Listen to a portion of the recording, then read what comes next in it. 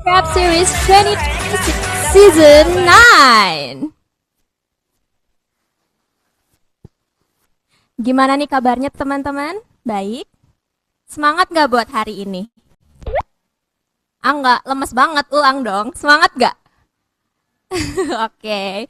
We hope all of you are doing well and stay healthy today ya. A warm welcome to our speaker for session, Ms. Nadia Daryomo as Talent Acquisition Business Partner at Grab. And of course, welcome to all students and participants who have joined us this afternoon.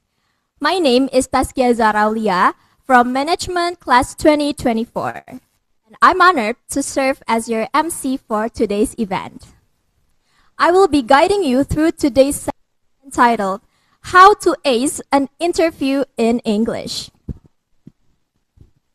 Career Prep Series 2026 is a regular program organized by ITB Career Center, designed to help students prepare for their future careers. Through this series, we explore various career-related topics, including CV writing, interview preparation, professional communication, and many other essential workplace skills. The program is held twice every month, so make sure to stay connected and join our future sessions as well. Today's event is a collaboration between ITB Career Center, Grab, and HMIF ITB, designed to help students gain a better understanding of the professional world, current workforce challenge, and practical strategies to prepare for a successful career journey in 2026 and beyond. Before we move on the main agenda, we would like to share some important information regarding attendance and e-certificates. To be eligible for an e-certificate, participants are required to complete both the attendance form and the feedback form. The attendance link will be shared toward the end of the session through a QR code and a direct link. Please make sure that the name you input match with your registration details. Thank you for your cooperation. Okay, to begin today's event, we would like to invite everyone to watch a short profile video about ITB Career Center. This video will provide an overview of how ITB Career Center supports students and alumni in their career development. Without further ado, let's enjoy the video together. Setiap mahasiswa dan alumni memiliki potensi yang kami bantu arahkan menuju dunia karir yang cemerlang.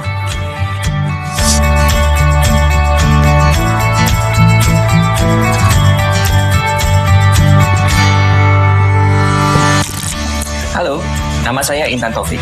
Saat ini saya adalah Kepala ITB Career Center atau juga dikenal sebagai Subdirektorat Pengembangan Karir dan Kewirausahaan Mahasiswa. Unit ini berada di bawah Direktorat Kemahasiswaan ITB. Unit kami berfokus pada pengembangan karir, peningkatan kompetensi, maupun kewirausahaan untuk mahasiswa maupun alumni muda ITB. Melalui kampus rekrutmen, mahasiswa, alumni, dan perusahaan bertemu untuk kesempatan karir terbaik yang berdampak. Kami menghadirkan informasi terbaru tentang peluang kerja, magang secara cepat dan relevan. Kami juga membantu kesiapan karir melalui pelatihan, seminar, dan pengembangan kompetensi lainnya. Layanan konseling karir dapat membantu mahasiswa menentukan arah dan percaya diri dalam langkah. Bagi mereka yang ingin mengembangkan usaha sendiri, ITB Career Center juga mendukung melalui program mahasiswa wirausaha.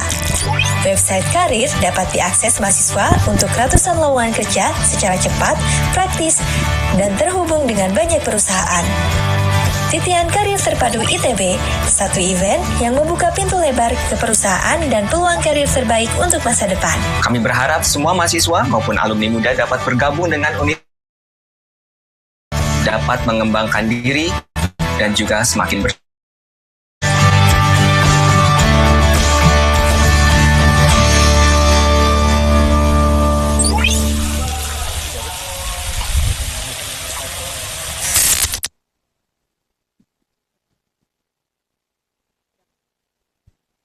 Oke, keren banget ya. We hope the video has given you a better understanding nih dari service dan juga program yang ditawarin sama ITB Career Center. Oke, sekarang marilah kita memasuki main agenda kita hari ini, how to ace an interview in English.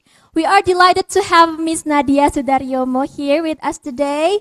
Without further ado, Miss Nadia, the floor is yours. Tepuk tangan teman-teman. Thank you, Kia, for the introduction. Hello, everyone. How are you guys today? Good. Let's make it casual. So I would like to have this, session today as interactive as possible. Treat me as someone who is your peer. So me like I'm someone like 10, 12 years like older than you, even though I may be older. But again, let's learn together today, and I really hope that we can share useful information to help you prepare for your upcoming, career interview and assessment as well. But before I maybe deep dive a little bit more to my presentation today, I want to thank ITB team today for inviting Grab. So we are really happy to be here. We have been a long-term partner with ITB. Happy that we are here today. Before we, talk about the main content, let me introduce myself. So as shared by Ms. Nadia, so I'm currently an acquisition business partner at Grab. I'm here with my colleague Ajeng as well, so she's sitting over there. Say hi to Ajeng. I'm with Grab for about, I think, almost 5 years now. And prior to Grab, I also worked with another e-commerce company. I was as a talent acquisition business partner, partner as well, so someone who works very closely with the business team to solve, people issues. Thank you, Mas. And then prior to Lazada, I was also working. My first job, I was a headhunter. Does anyone know what a headhunter is? Have you ever heard about a headhunter or? Well, headhunter not yet. Yeah, it's okay. A headhunter is basically a salesperson. But instead of selling goods, I would say I was selling people or candidates. So I work as a third-party agency to, work with my clients, to work with my, several companies. Especially, I was supporting the FMCG industry to kind of help them to find the right talent for them. And I graduated from the University of New South Wales in Australia. So that's where I studied. So again, happy to be here. That's a bit of introduction from my end. And now, before we discuss and for me to share a bit more about how you can prepare better for your upcoming interviews, right? I do want to get to know you guys a bit better too, actually. So can I know if anybody here is in their last semester of university? If you can raise your hands. Okay, great. So you are pretty close to your final, I think maybe like year, and also you're preparing, right? You're probably looking for internships or full-time jobs. Anybody in their 7th semester? You too? Okay. Anyone in their maybe 3rd year? 3rd year? Okay, cool. In their 2nd year? Or 1st year? No? Okay, so who? Audience here. Can I know if no one has raised their hands before, are you a university student right now, or are you even still in high school? Because the last time we came to ITB, we actually met someone who attended the career fair, and they were actually still in high school. So I was just curious if anybody here is university students. Yes? Okay. All right. Great. Okay. So let's deep with the first slide. Oh, okay. This is just a quick rundown. So this will be our agenda. Oh, sorry. I also want to say hi. I think there are some people on Zoom as well. So welcome. You can always drop in questions in the chat. Yeah. So this is the rundown for today's agenda. I'll be starting to share a bit of content about how to ace or prepare an interview when you're attending as a candidate, right? And we'll also do a bit of practice. So again, I want this session to be casual, fun. So this is not an in-class sort of like session, yeah. And also there will be Q&A session as well. And then we'll have some fun in having photo sessions, right? But before I talk about interview, I also wanted to talk a bit about the step before that, right? Does anybody know what's like the first thing that you need to do to actually get an interview? What's the first step that you actually need to do before you can land an interview? CV? Yes. Okay. So perhaps some of you guys already have their CVs, right? And a bit of disclaimer, as I shared before, I work mostly in tech companies. So a bit of disclaimer, what I'm sharing today might be highly relevant to tech companies. There might be a bit of a different practice in other industries, such as banking, right? So just a bit of a disclaimer, things may be a bit different in other industries, yeah? So let's talk a bit about how you can actually prepare a CV, right? Because this also is a very important step before you can land an interview. This really defines whether a recruiter will say, yes, let's invite this person, yes, let's interview him or her. Okay, so next one. Next one. Okay. So this is a fun question. Yes, right. As I said before, CV is a very important part of your journey. It really defines whether us recruiter, we want to invite you for an interview or not, right? So the first question is like, how long, let's take a guess. How long do you think it takes for someone, a recruiter, to make a first impression about the candidate, whether like, okay, I think this is a good profile, yeah, we can go ahead, or maybe not this time. Anyone want to take a guess how long it takes for us to make an impression? 10 seconds? Anyone else? 3 seconds? Wah, cepat banget. Tapi it's okay. Anyone else want to take a guess? 3 seconds, 1 minute. Okay. Anyone else before we reveal the answer? Yes. 5 seconds. Okay. I think you are on the right range, I would say. Again, this is a first impression, yeah. So it doesn't mean that, you know, all your efforts putting in your CV does not count to like 1 minute. We still go through your CV, but to make a first impression, it actually takes us 7.4 seconds. So more or less, you're already in the right, direction, right? Why so quick? Because as a recruiter, can you imagine we're actually screening so many CVs a day?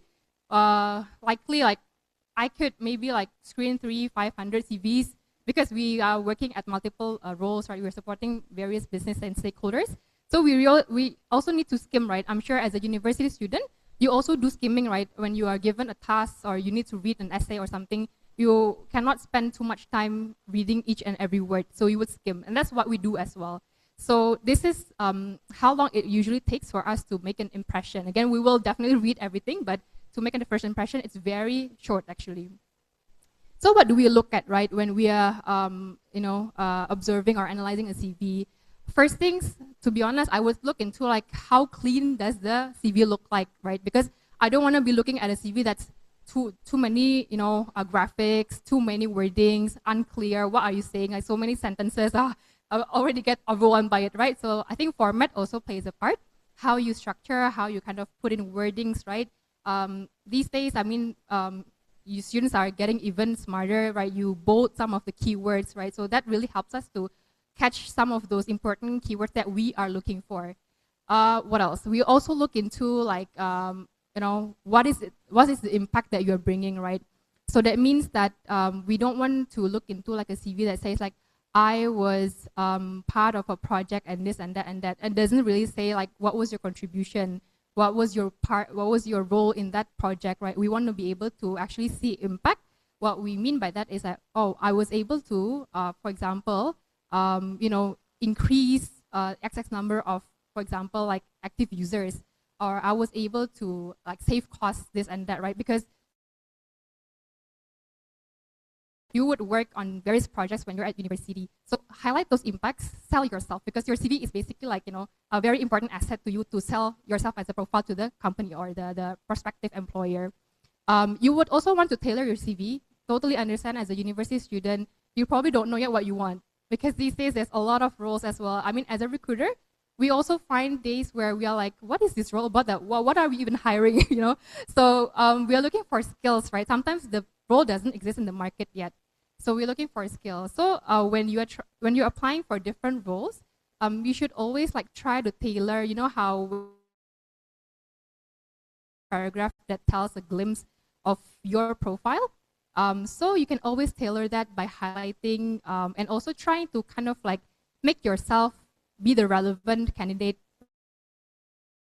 why you should hire me, what skills do I have. So always try to tailor that, but be transparent, be honest, right? It doesn't mean that you have to kind of like put in skills that you don't have, because it will eventually show, right, during the interview. So we don't want that. We want you to be honest, but try to highlight your, I would say, skill sets, the relevant skill sets when you are putting in your CV together. So that's something that I guess what we are looking for. And then the next one, this is a bit of a, I would say, a recap as well. Again, format. So if you're someone who has worked maybe like 5 and above years, maybe the CV can be longer, right? Maybe there's like 2-3 pages. But if you're a university student with maybe internship experiences, with organizational experiences, I think 1 page would be sufficient. Again, we are not looking for long sentences. We are looking for powerful, those that matches with what we are looking for. Also, helps us to kind of like digest the information, right? Within that 7 seconds, we want to be able to say, oh, this is what she's done, this is what he has done, these are the projects that he's done. So in terms of order, we will also advise that you would actually put it in a chronological order. What that means is you would need to put your latest experience first and then go backwards. So it's not the other way around of like, oh, this is what I did like 5 years ago, and then the latest experience comes in later. The reason why is because probably like the latest experience that you have is the most relevant one, right?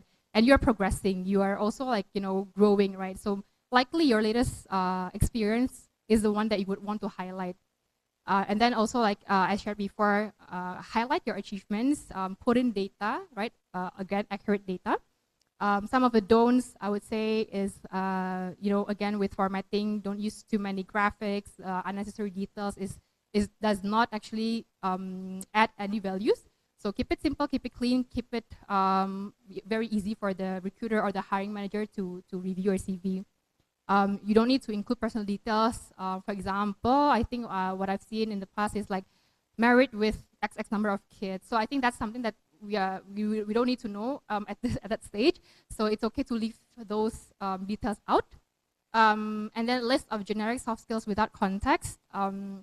We've seen CVs as well where they put in like, for example, I'm good at Excel, I put a 4 out of 5 stars. I'm good at, for example, like maybe a foreign language, right? But if you have a skill of, let's say foreign language, or these days people are taking certifications as SQL, Python, you might want to put in like the certification instead of kind of like rating yourself where you are, because that's a bit of a subjective sort of like rating, right? And then, yeah, the last one, exaggerate or lie about your proficiency. Trust us, the interviewer will find out during your interview with them if you are lying or if you're exaggerating, right? So be honest. Even sometimes, if you don't know something, you can always say like, oh, I don't have the skills yet, but I'm willing to learn about it, right? If that's required for this role. So again, be honest, be authentic, no problem at all. Because you don't want to land in a role that you are not able to kind of like execute later. So that's the reason why as well, right? So that's a bit of a recap about CV preparation. We will probably try to put the questions at the later, at the end of the session. For now, I will move on to talk a bit more about interviews. Has anyone here already had any interviews, whether that's for internship or for even like if you are in an organization, right? Sometimes they are hiring for a committee, right? And you would need to actually attend interviews to get selected and become part of the committee. So just curious if anybody here has already attended any interviews. Even better if anyone has already attended interviews in English, whether it's mixed or full. Yeah? Okay, that's great. So what is it that usually makes you nervous, or you don't feel confident? Is there anything that makes you feel like not confident enough to actually attend an interview in English? Do you want to share? Maybe you can also introduce yourself a little bit. Does anyone want to volunteer from that part? I think that all these guys here have already done a couple of interviews before. You want to share the mic, mungkin? If you want to maybe introduce yourself a little bit, and then your major, and then you can share about your experience. Okay, hello guys, I'm Karis. from informatic engineering, and actually for interview itself, I only have once for job interview for my internship, Okay. and it's in Indonesia. Okay. And the thing that make me nervous is maybe uh, I fear that I have not prepared enough Mm. for the question, for Okay. the for yeah many things that the interviewer may ask about me, Okay. like that. So you're a bit worried that I might be asked questions that I don't know the answer to. Yeah. Yeah, that's very natural. So don't worry. I think everybody here actually feels the same as what you do. I was there before as well. Even if I were to be interviewed by another company right now, probably I'm a bit scared as well. Like what are they gonna ask me, right? So it's a very natural, to be worried about. Anybody else wants to maybe share their experience? What scares you about interviews? Hello everyone, my name is Samar. I'm from Information System and Technology, and I'm on my last year here. Actually, I've ever had several interviews. Most of them is for interviews, and I've ever once have an English interview, Okay. and it was like kind of nightmare for me because it was my first time English interview there, and I think made that made me struggle is because I know the answer what the recruiter asked, but I just can't tell in English because I think my English is not that fluent, so Mm, that happened to me I there. see. Yeah, I think Okay. that's kind of flop that interview. Okay. Okay. Thanks for sharing. I really appreciate you, sharing with the team here. Again, I think everybody feels the same. And your concern was that you actually know how to answer the question, but maybe to be able to answer that in full English and to articulate it clearly is something that you find could be a challenge for now. Yeah. Yeah. That's okay. I mean that is part of your process.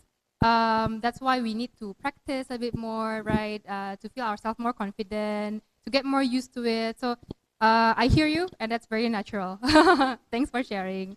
One more person. Does anybody want to share as well? Maybe a different answer, a different experience. Anyone from this side? Or it doesn't have to be in English. I think a general interview also okay. Yeah?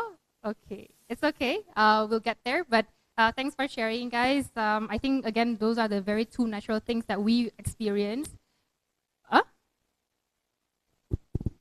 Sorry. Sorry. Aku tuh agak-agak budak.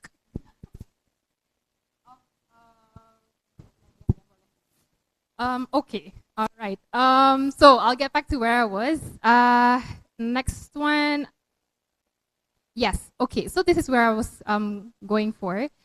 So I was saying that I guess like the reason why we all feel nervous, right? Because we are probably scared that we're not able to articulate clearly. We're not able to. I guess like we're scared. What are the upcoming questions that they might ask us?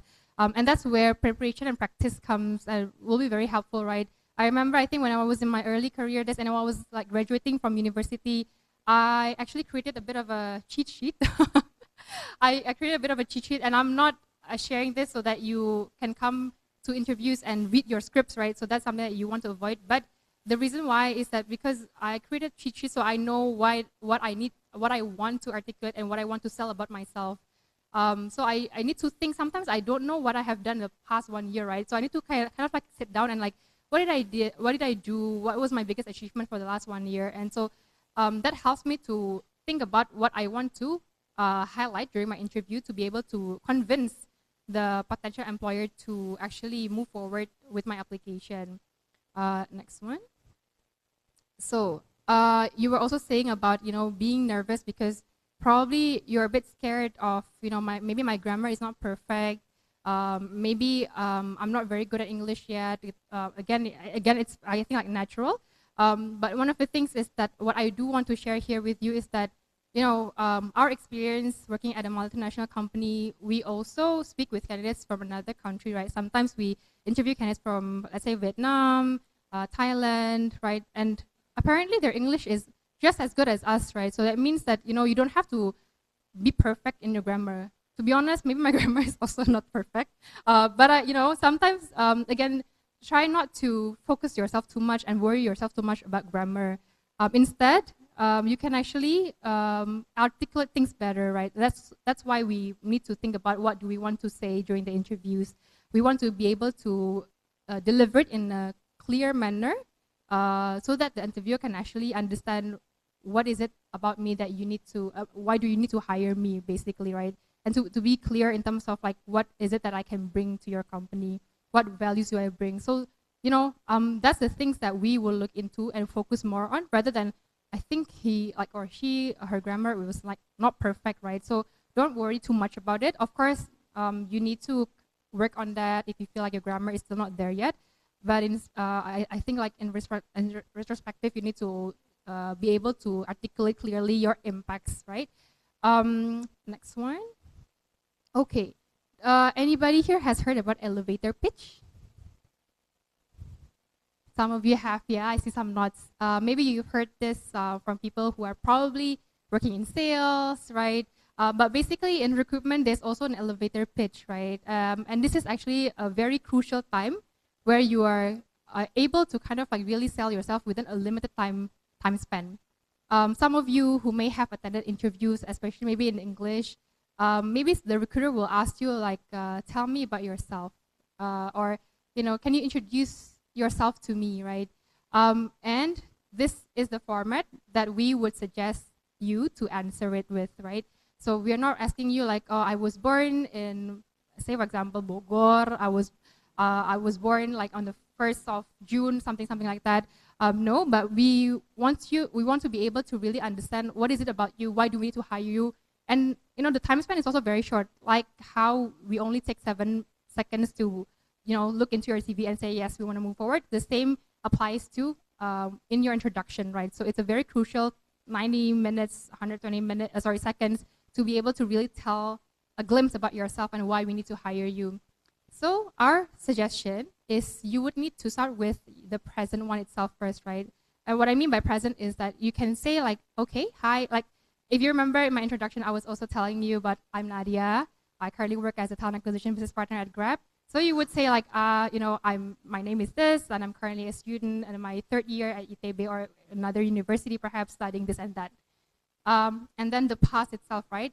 So I have completed internships at this and that company, and I actually managed to help in terms of, maybe reducing SLA times or whatever it is that you have done during that internship, and highlight again the impact, right, during your internship program or projects, university projects, if you have not done any internship. And then the 3rd one, you need to be able to highlight the future state. So meaning like this, I am a student, I have done projects, or I have done internships, and this is why you need to hire me. So you need to be able to actually also highlight like, given my past experience, I believe I'm a fit for this role because of this and that experience that I had in the past, right? So you need to be able to kind of like connect the present, past, and like also future. And that only takes like 90 seconds for you to be able to really make an impression, right? Sometimes what happens is that people get carried away and they talk very long to just introduce themselves and tell us what they have done without clearly, articulating or hiding what impact and what values they can bring. So instead of going all around like 3 minutes without a clear articulation, we would actually recommend a short introduction, but make it very clear, make it very impactful as well for the recruiters. So that's what I mean by the elevator pitch. Later on, we want to hear some volunteers maybe. So please, let's make this fun. Again, there's no right or wrong. We can always make improvements, right? Growth mindset is one of the things that we're looking for. So we're gonna do a bit of practice later, yeah? All right, next one. Okay, this is also very important, right? If you remember when I was sharing a little bit earlier on about, bolding some of the keywords in your CVs, right? The same goes for when you're introducing yourself. Instead of, I've put in some example, right? Instead of saying I was responsible for this and that, you can actually switch that to make it more powerful, right? To make it more impactful. You can say I manage a project on and instead of like, I helped with a project, right? You can say I initiated. Of course, disclaimer, you really did initiate the project. If you did not, then you say as it is, like, yeah. And then, like, for example, I had a lot of ideas. You can say I spearheaded, I finished the task, I delivered, right? So you see how different choice of words actually matters. Especially the last one, right? I think it sounds like more passive if you say like I finished this and that task, right? So what happens next? But if you say like I delivered, an impact of reducing or saving costs of this and that, it actually says that you really played a crucial part in that project. So again, you don't need to be very scripted, but I think a choice of word actually will really make a great impact and a different impact to the interviewers. Okay. Okay. Anyone has heard about the STAR method or the STAR framework? Okay, that's good to hear. I think most of you probably especially those who are in their final years, right, or preparing for interviews, you might have heard about this. If not yet, that's okay. So STAR method, again, I think this links back to what I shared earlier on. Sometimes we hear candidates, talking for very long, but actually I don't really understand what this person is saying, right? Or I get lost, I lost attention. I lost focus in what this person is trying to say. So again, this framework could be very helpful as well to ensure that you stay on track to actually answer the question or highlight the impact that you want to share with the interviewer. And STAR stands for situation, task, action, and response. So we can go through quickly about what it means, right? So for example, like situation, first you need to be able to describe what was the situation that you were in, right? Describe, I was maybe dealing with a deadline, I was, handling multiple projects, and then the task itself, what was the challenge, right? Time management, or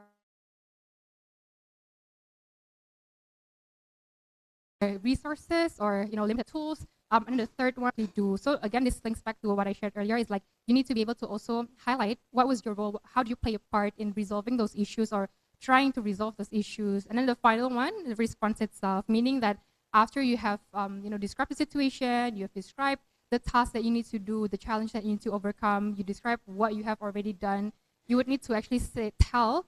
What was the final result, right? So these are like, I think this helps us to really stay on track.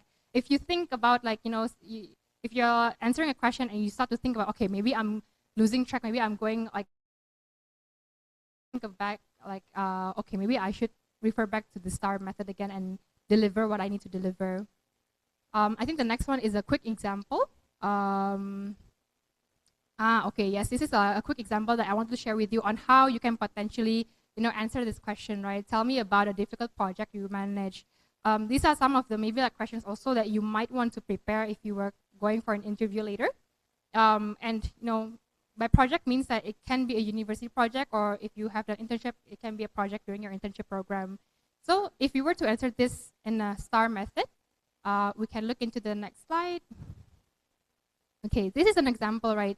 So to answer the previous question, if you were to describe the situation, you could probably say, during my third year at ITB, I was a project manager for our annual department exhibition, which was held completely online for the first time.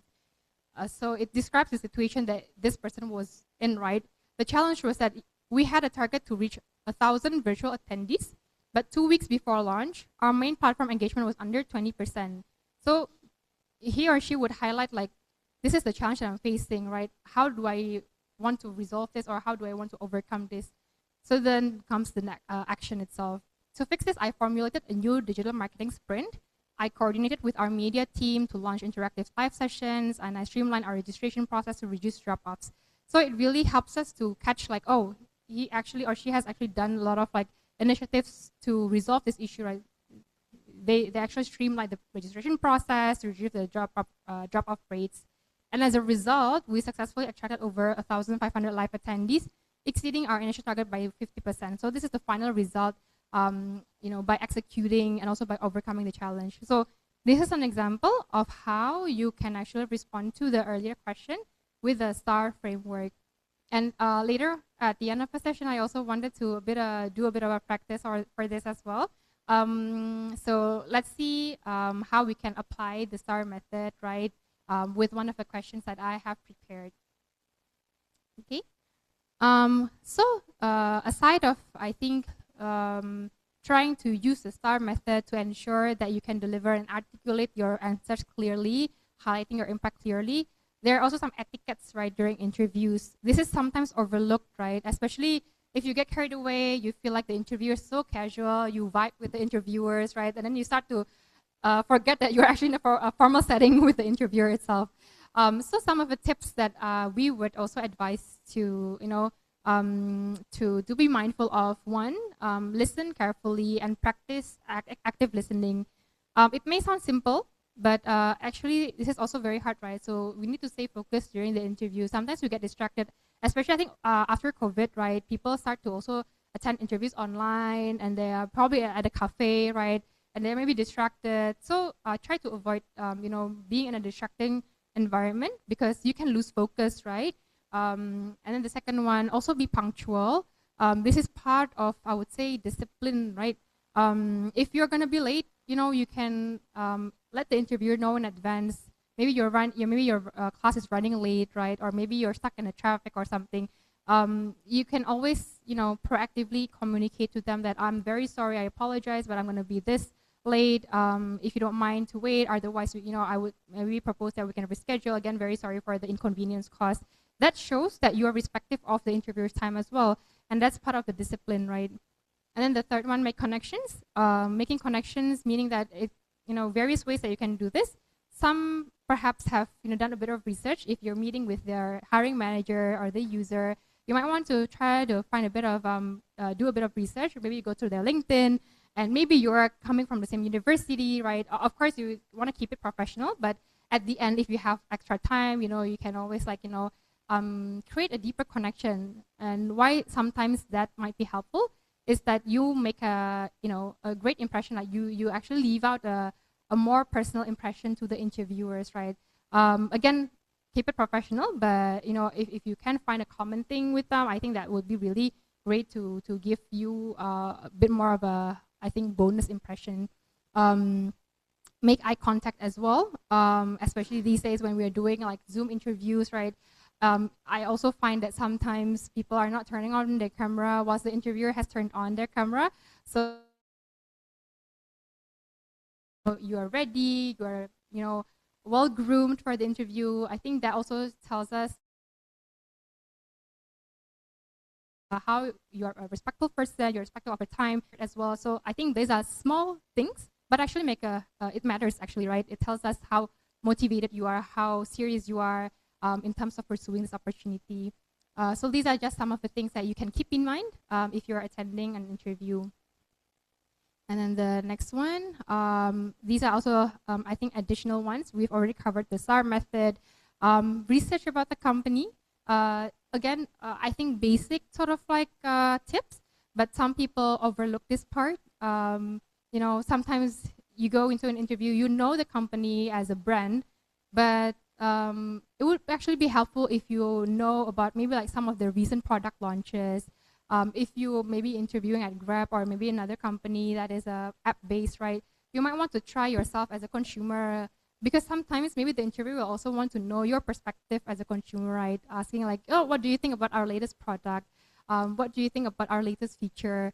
So go a bit beyond in terms of doing the research. You might want to also give them the impression that you are actually someone who has done their research, who has opinion on how they can make things better as well, right? Be yourself. Again, we don't want you to over-exaggerate things, right? If you are even unsure, if you don't have the skills yet, be honest about it. You can always say, I don't have the skills yet, but I'm happy to learn a bit more about this, right, if it is required. Ask questions. Of course, you don't feel obligated to ask questions if you don't have any questions, but I think asking questions could be a good indicator as well, meaning that you really show your interest, right? It tells us that you are curious and you want to learn more about our company maybe, or about the role, right? So you can prepare maybe like 1 or 2 questions that you really want to know about, and we would be happy to maybe share more with you during the interview. And then this one is, again, I think we've covered this a bit, being in a non-destructive sort of like environment. If you're outside, find maybe like a corner or something, making sure that you can hear the interviewers clearly, and then avoid being in a very crowded place with maybe like a bad internet connection. And then the next one, share success stories. So you can share your achievements, but sometimes maybe interviewers can also try to test your integrity, right?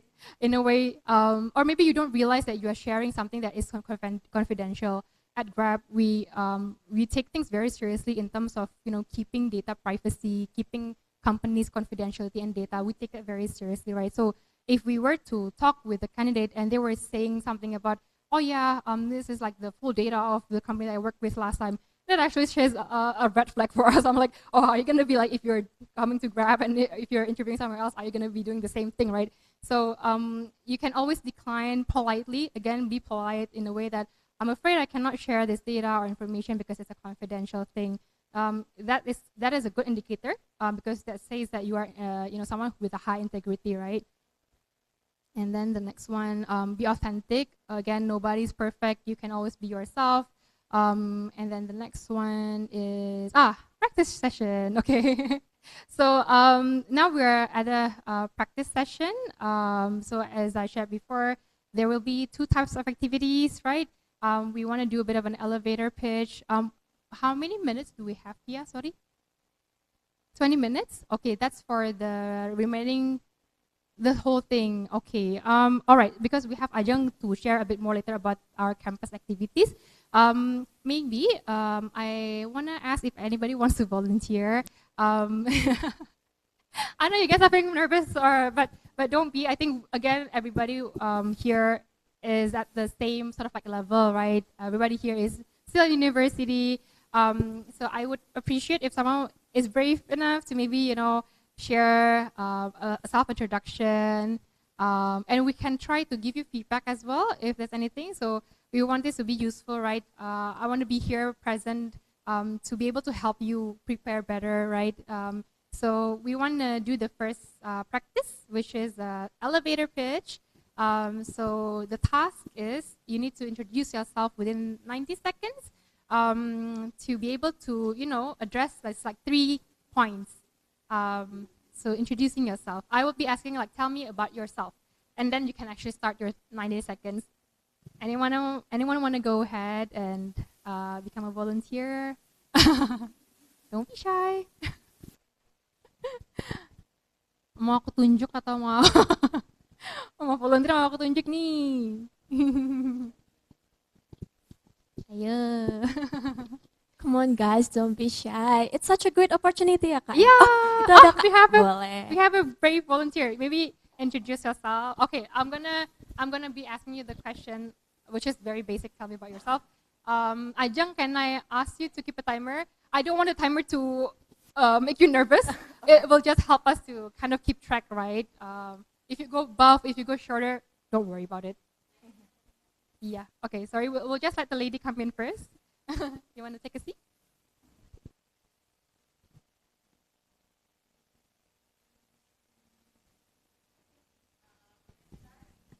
Okay, maybe I'll do a bit of a role play first. So imagine this is like an interview session, right?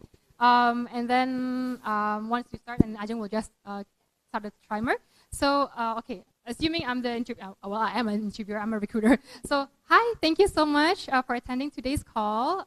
So I hear that you have already applied for this, commercial associate role. So we'd love to hear more about you. Yeah, don't worry about the role. So don't worry. Yeah, you can just ignore the role. So I hear that you have applied for this role. I would love to know more about you. So hang on.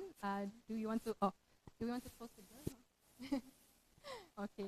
So thanks again for applying. Now I want to hear more about you. Do you mind to tell me more about yourself? So hello, my name is Nelsa Prabudiana.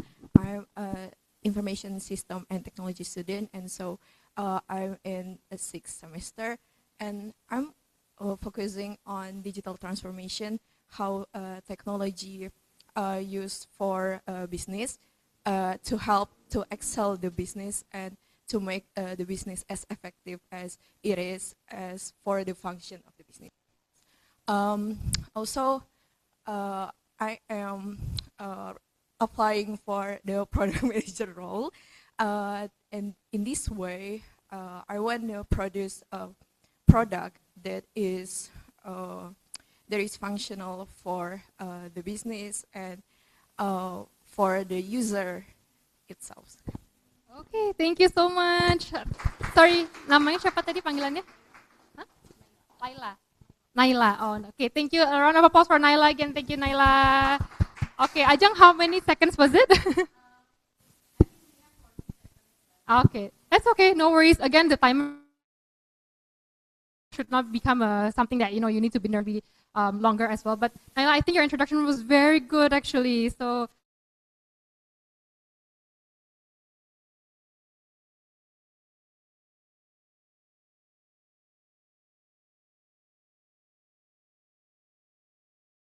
You started off strong, right? Practice session, it was very good. I think you were very clear in terms of, you introduced yourself, you're currently a student, and then you also mentioned that, you have done a couple of projects on the relevant areas and that you're applying for this role.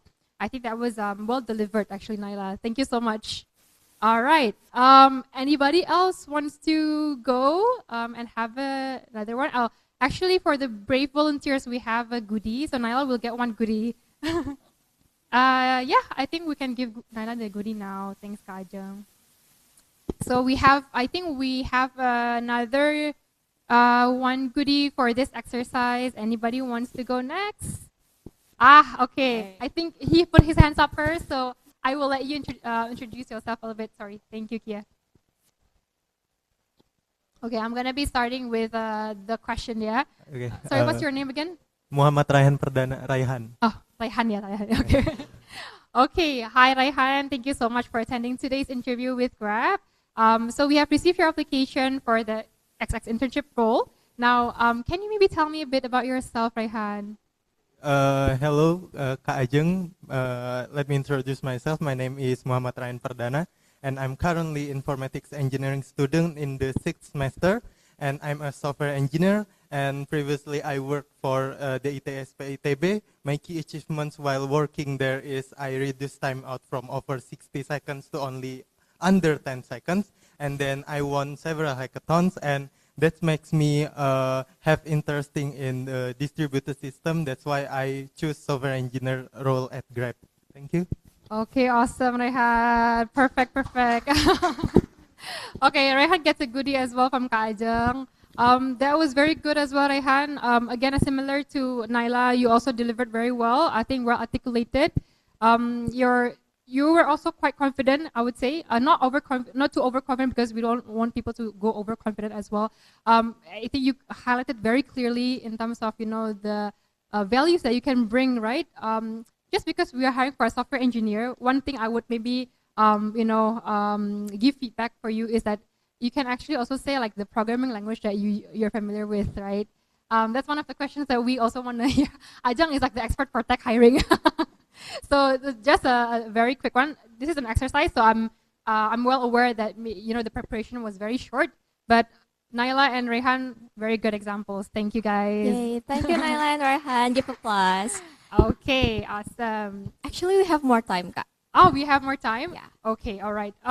If we have more time, I was actually thinking we don't have goodies for this because we want the whole class to actually participate. Because I see there's like liners, right? Barisan-barisan gitu kan sini. I was actually intending that maybe we can have a quick, like everybody can actually introduce themselves, like with your peers sitting behind you, and we can make a very quick 90 seconds. Or do we have time for that here? Yes. Or we can go as as much time as we have. So if we don't have enough time, then we can stop. Okay. But yeah, I think like for example, Naila, you would maybe introduce yourself to the person behind you, and then you would introduce yourself to the person behind you. So again, we don't want this to be perfect. Yeah. Practice is why we're doing this. So let's do a bit of a round of an exercise. Is that okay? That's okay. Okay. Okay, and then we can do one more like practice afterwards. Okay. So. Actually everybody can start at the same time, so we don't go overrun. So we can start like maybe I will say like, okay, we can start now, and then you can go ahead, and then I will maybe keep track of the time. So like, okay, 90 seconds up, or like, 30 seconds left, and so on and so forth.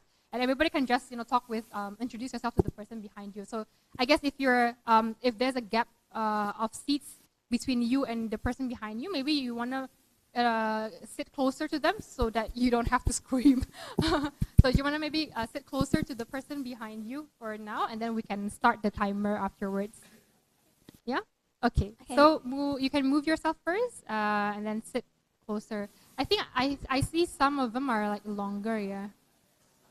So hang on, I will, let's not start first. Sorry. Guys, sorry. Let's not start first. Everybody will just sit with the, okay. Does anyone not have any partner? Okay semua ya? Okay. Udah let's dapat start. semua kan ya? Yeah. Udah. So let's start now. Maybe Ajeng, do you want to keep the timer? Yeah. Okay.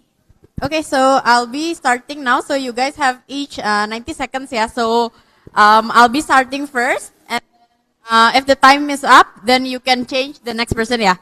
Okay, so we will be beginning in 5, 4, 3, 2, 1.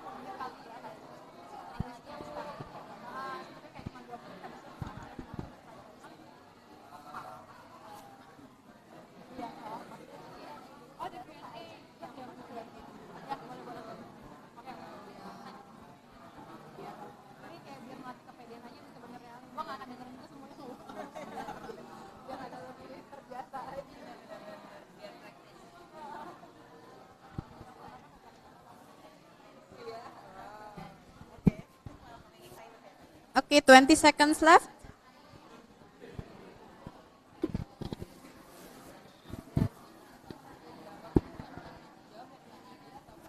Ten seconds.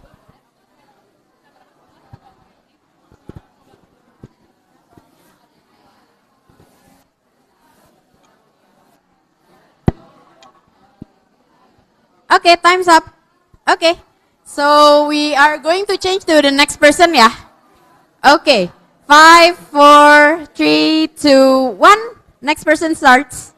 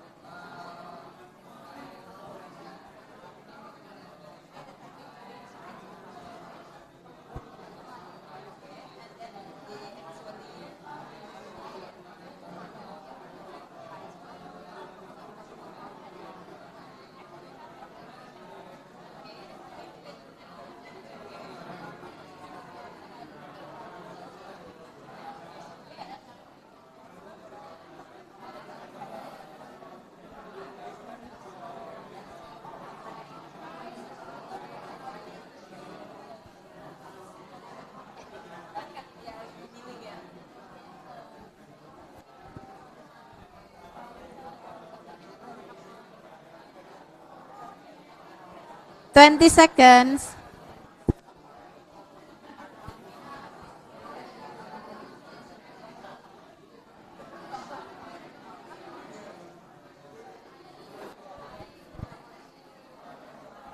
Five, 4, 3, 2, 1. Okay, time's up. Okay, so I'm giving back the time to Kanadia, yeah. We will let those who are still finishing to finish. It's okay. We'll wait for another 10 seconds, and then we will resume our session, yeah?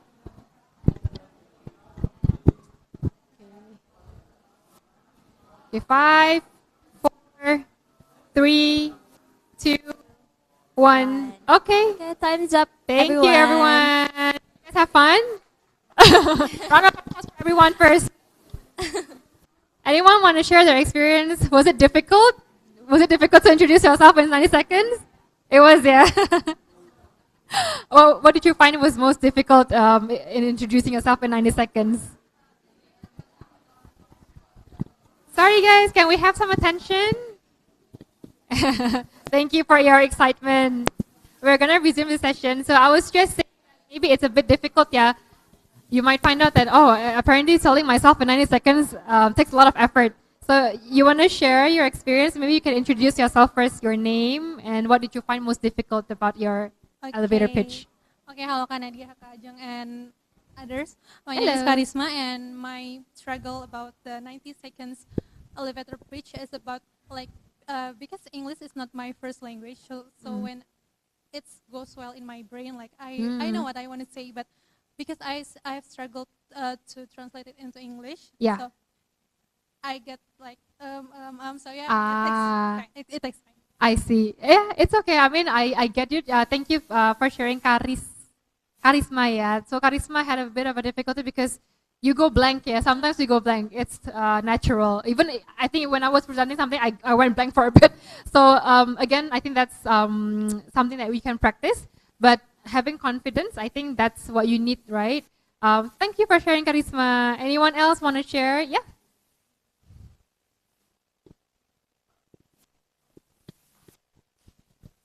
Okay, hello, my name is Karis.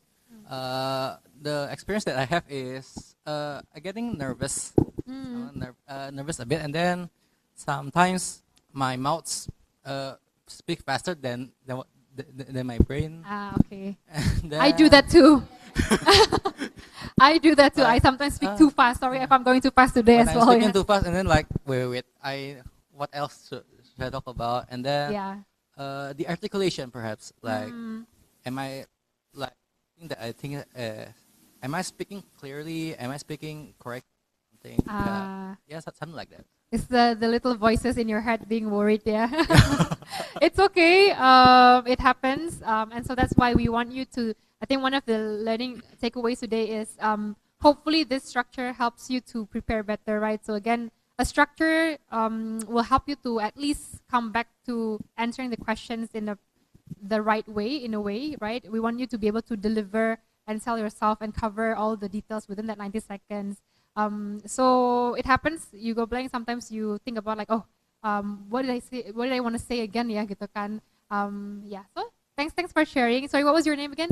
Haris. Haris, yeah. Okay, thanks Haris. Anyone else? One more person, if anybody wants to share their experience, did you find it difficult to tell about yourself in 90 seconds? No? Okay, I'm assuming that everybody probably feels the same way as Karisma and also Haris, yeah. All right, so we have already completed the first practice. The second one, probably we will not get everybody to share, but if we have another brave volunteer, we have another goodie from Kak Ajeng. The next one is a question on, next one. Okay, we want to practice a star, right? We can keep this here, but I want to present the question. The question is on the next slide. So this is the practice question. Describe a situation where you had to lead project from scratch. What was the outcome? So everybody in their university, or maybe if you've done internships, probably you were given a task where this is my first time given this assessment, right? How do I do this? So if anybody has experienced this, does anybody want to maybe try to answer this question in a STAR method? And I can give you the cheat sheet. We can share the previous slide later once you want to start answering the question. But first, does anybody want to become the brave volunteer to try to answer this question with a STAR method? Anyone? Come on, guys. It's okay. It's not that. Yeah, it's okay. We can give you the cheat sheet, so don't worry. You don't have to go fast. You can try to answer bits by bits. We can guide you as well, actually. So maybe first thing, if anybody wants to volunteer, think about the project that you want to share with us. and then we can help you guide through how you can use the STAR method to answer this question. I'm sure everybody here was in a situation that was given a completely new task, a completely new project, a new exposure. So we want to hear how you overcome that challenge. We want to hear how you actually learn new things through that project. Anyone? Okay, We got a have brave volunteer. a brave volunteer.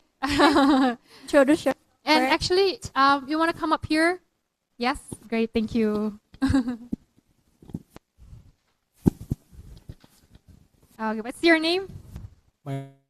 Devanya, Zefanya. of our colleague. Okay, so this is the question, Zefanya.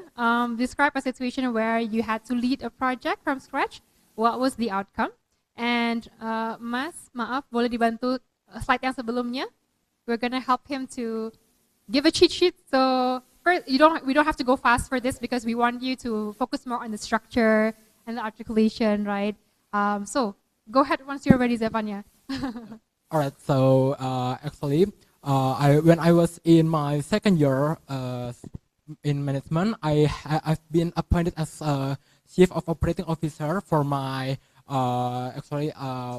project base in campus. It is Maharumi Home Fragrance. It is a diffuser product, and actually, first of all, me and my team are really confused on how to manage the new team, how to make our production, and then and actually the challenge is we have to compete with other projects, with other companies, and me and my teams are doing several things, such as we manage on how to searching some vendors, and we have to make comparison on it, and also we have to make a plan on how to executing, and also we have to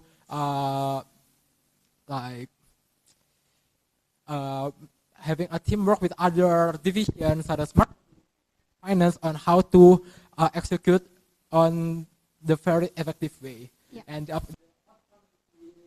we produced 750 more products on the diffuser, and we have appointed as a #1 best company. Division. All right, great. Thank you so much. A round of applause for Zefanya, please. All right. You want to give the goodies to Zefanya whilst I share some feedback, Zefanya? First, thank you so much. And I think what I really liked about the way that you answered the question is when you were saying and when you were addressing the result, right? You notice how his tone changes. You became more bold, right? You became your tone actually highlights the impact. So I think I really like that. You catches the interviewer's attention.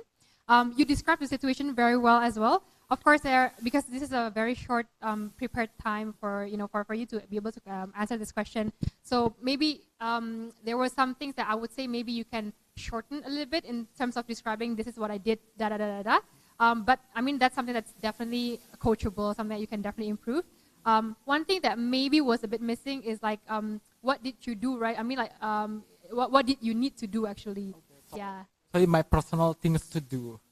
What did you need? So you described the situation, you described about the challenges.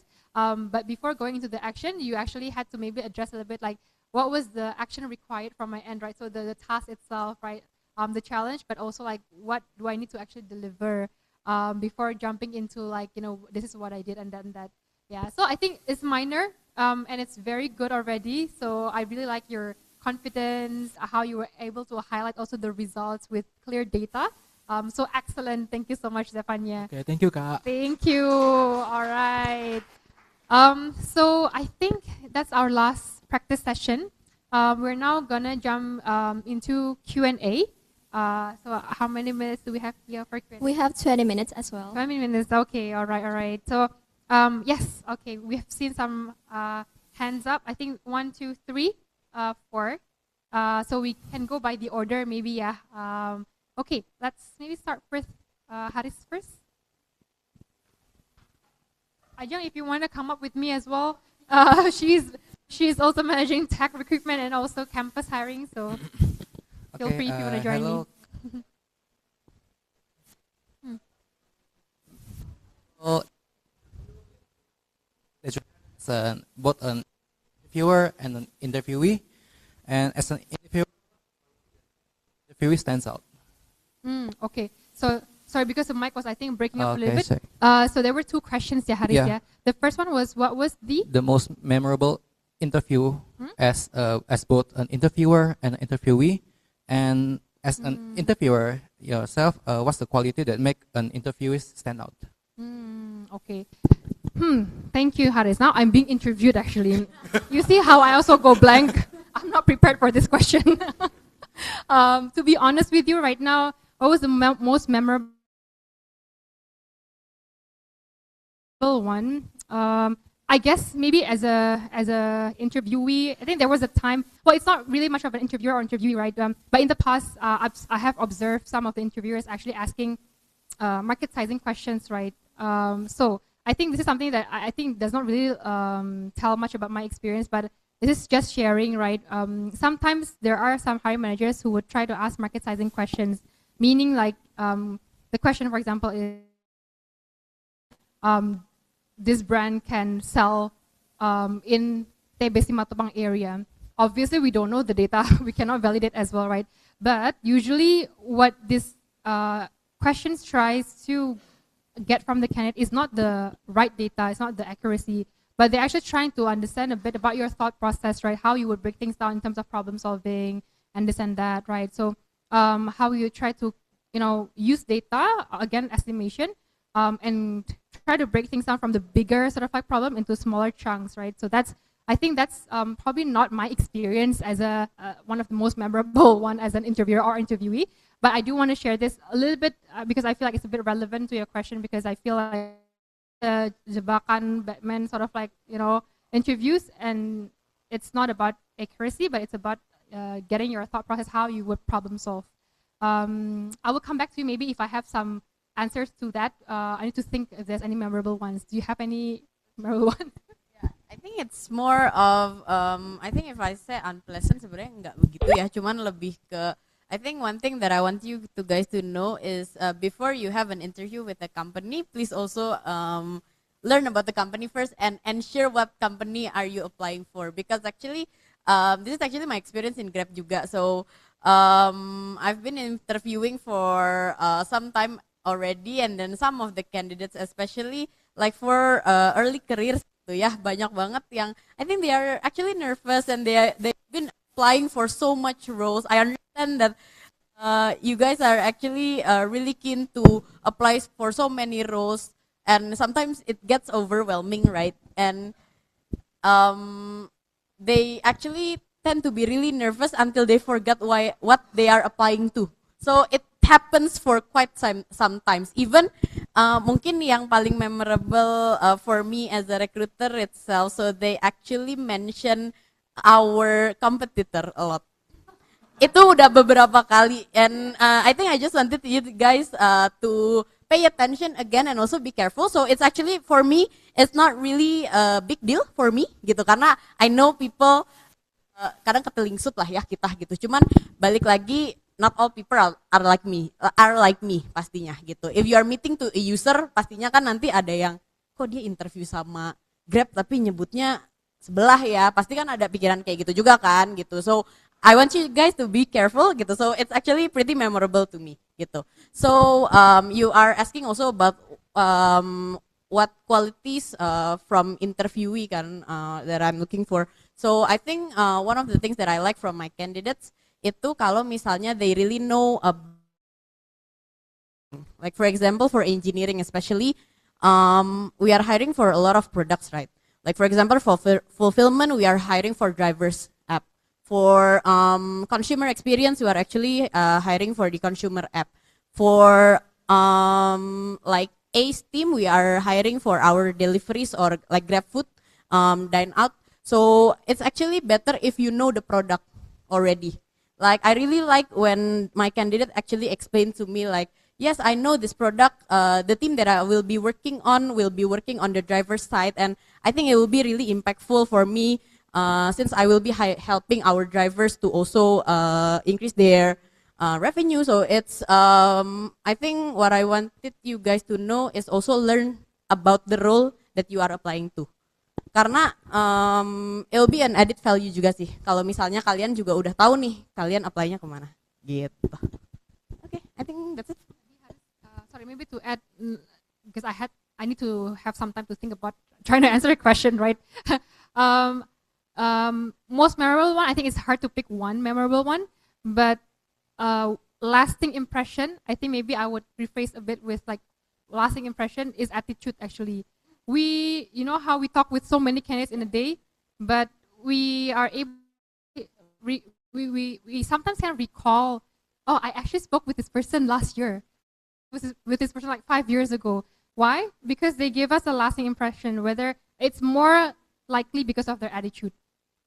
So that's what makes, I think, a lasting impression for me, right?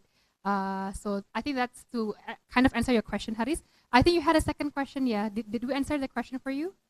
Or was that it? Oh, okay. Okay, great. Thank you. All right, and then the second one. Yes, sorry. Can you introduce yourself and then you can tell us your question. Okay. My name is Raka. I am a fresh graduated from agricultural engineering. So I get 2 questions to ask about. The first one, in the context of a job with 3 main skills, when I'm only got 2 out of 3 the skills, and the last one is I'm still learning about it, is it a good thing we share our honest condition, or is it better to a bit exaggerate our skills?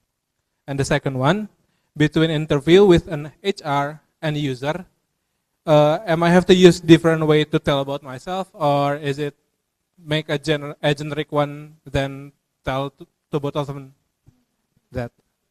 Okay, I will try to answer the question, Ajeng, if you have some additional pointers. Thank you, Raka, for your question. Yeah, so the first one is if you had, if you know the role requires you to have all these 3 skills, but you only have 2, should you try to exaggerate, right? The answer is no. And the reason why, likely, when we make a call or we invite you for a chat with with us as a recruiter, we have already seen your resume, right? That means that even though you don't tick all the 3 boxes, there are some parts where we think like, oh, maybe he can learn about it. Because sometimes we also need to be a bit flexible, right? So that's where there comes a part where we want to look for someone who is coachable, someone who is willing to learn. Because sometimes it's hard to get the person to have all these 3 skill sets, right? But if they already tick 2, then I think that's okay. So what I'm saying is that once we made a decision to connect with you and we want to talk with you, that means that we already know the skill sets you have, and you can be honest. But I think what's important is also try to use that as an opportunity to say to the interviewers, I don't have the skills yet, but I'm willing to actually learn about that, right?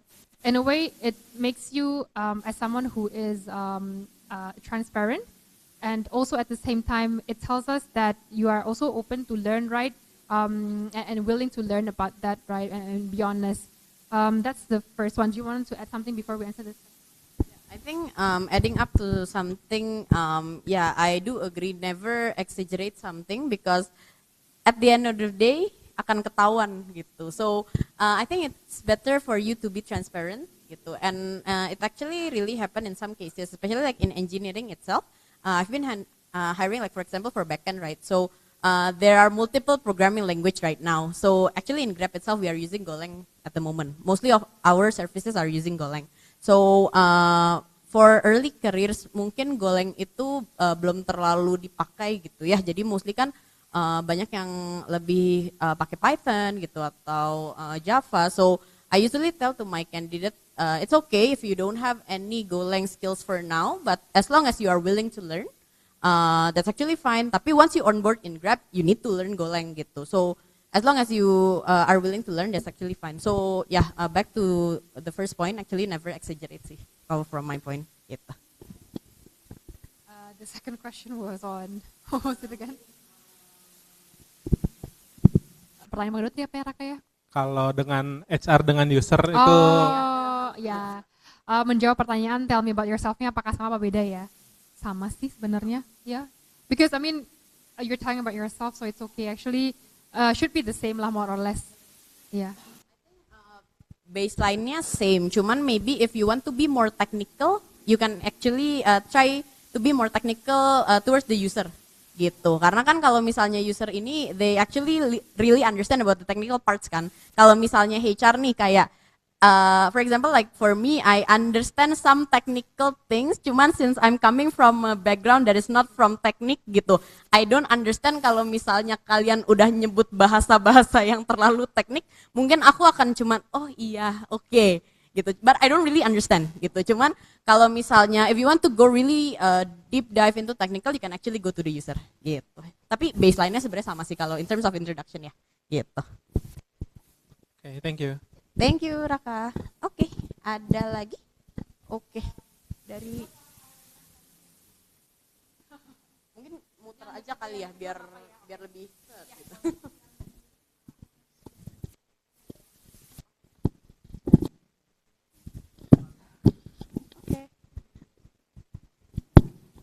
My name is Naufal. I'm from the Information System Technology. Okay, I would like,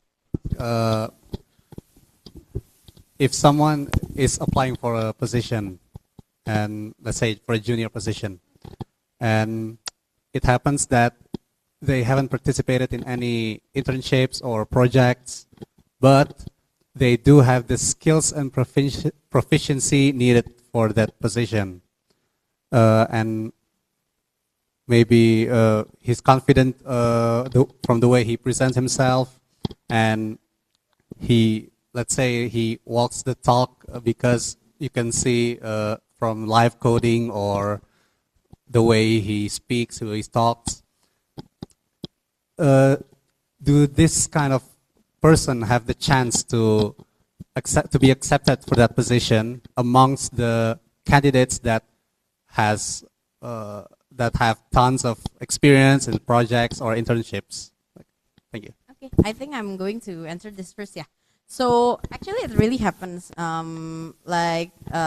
several times, yeah, especially like hiring early career. So I think as a HR itself, what I tell to my users for early careers, especially like for internships, never see a candidate from the past experiences because these candidates are fresh. So harusnya internship itu you don't have any internship itu kalian tuh harusnya nggak punya pengalaman internship tuh harusnya nggak apa-apa gitu. Karena memang internship kan harusnya memang untuk kalian mencari pengalaman kan gitu. So that's what I actually tell my users gitu. So to answer your question, it actually happens gitu. Jadi banyak kok user-user yang kita kasih beberapa option candidate. Ada candidate yang udah beberapa kali internship, tapi ada candidate yang benar-benar fresh, nggak pernah intern sama sekali, cuman punya paling pengalaman organisasi, tapi ternyata dia memang in terms of the skills and also the potential, ternyata dia malah lebih fit nih sama temennya gitu.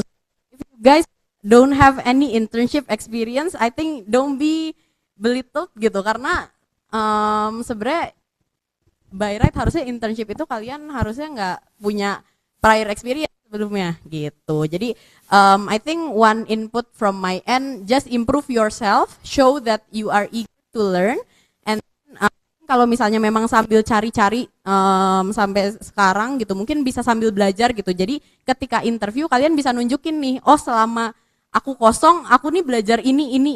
Jadi ketika nanti kalian apply, kalian nih udah siap gitu. I think that's from my end. Mungkin dari Kanadia ada yang mau ditambahin? Mungkin more or less mirip sih ya gitu Naufal ya. Jadi tadi sempat aku share sedikit di awal, intinya tuh jangan terlalu terpaku pada role gitu kan ya gitu kan, karena sekarang kita pun it's a very dynamic and fast paced situation gitu kan ya. Jadi tadi yang Kak Ajeng udah share, focus on grooming and developing skills gitu kan. Jadi as long as misalkan kamu memang belum ada pengalaman internship, tapi kamu ternyata udah pernah mungkin belajar mengenai tools apa programming tertentu, kamu ikutin course apa certification. Jadi if you're still free atau idle, use and optimize the time to do something. Karena mungkin kadang-kadang kita akan bertanya, oh ya, so what did you do in your free time from kayak lulus dari sampai sekarang gitu kan. Jadi nggak apa-apa sih, karena kita mencoba untuk lebih melihat kepada skills yang kamu punya sih gitu. Of course, kalau punya experience, it will be a plus point. Tapi tadi yang Kak Ajeng bilang, kita juga mencoba untuk manage expectation dari hiring team gitu kan ya, bahwa memang kalau especially kalau internship gitu kan ya, memang internship ini juga membantu teman-teman untuk bisa punya pengalaman di lapangan kerja nyata gitu sih. Iya. Menjawab nggak Naufal? Oke. Okay, thank you. Nah, terus tadi kayaknya yang paling deket kakaknya ini ya, ya. Mic-nya tadi thank you. Thanks to MC for the opportunity for me to ask question. Hello everyone, let me introduce myself. My name is Yunia. I am from Pajajaran University. My question is for student or recent graduate like me who rarely use English in their daily lives or on campus. What is the most effective strategy for preparing for an interview and relatively short time? Thank you.